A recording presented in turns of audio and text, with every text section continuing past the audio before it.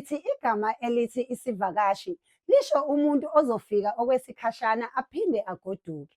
Kodwa kulezi nsuku kunabantu abafika ngogudi bezovakasha bahlale kuze kube ukhisimusi.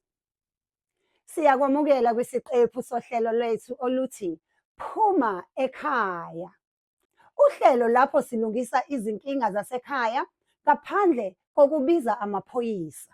Sinezinkinga zethu, phuma ekhaya, wazuza iqiniso. Kungabe ukhona yini omaziyo owafika eyivizitha kodwa osephenduke ifenisha endlini? Umuntu owafika ezovakasha kodwa manje usesebenzisa i-Wi-Fi yasekhaya ngaphezu kwakho. Mhlawumbe wafika ebalekela indlala lapho avela khona kodwa manje uyena osedayisela wena ukudla endlini yakho. Kungenzeka ukuthi wafika nithi angahlala nje izinsukwana ezimbili, kodwa manje usethi thina njengomndeni, kodwa wena awukwazi nakubo. Sibhalele, uchaze ukuthi ubani okufanele aphume ekhaya. Usehlale isikhathi esingakanani? Wayefike ethi uzokwenzani? Futhi yini eyakwenza wabona ukuthi cha, lo muntu akasahambi?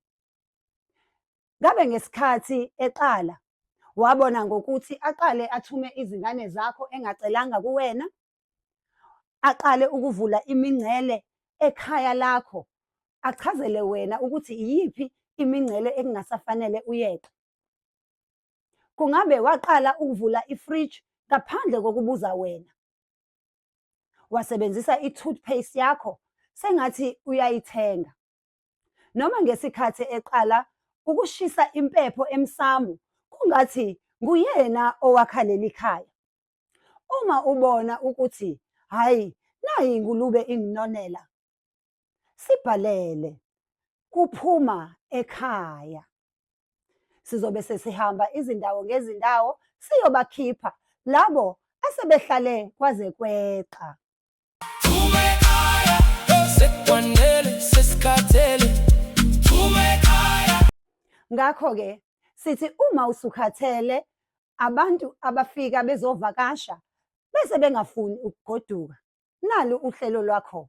Sibhalele kaphuma ekhaya. Phuma ekhaya, Babukele emakhaya, mina ngusibanibani wakasibanibani. Sithi phuma ekhaya.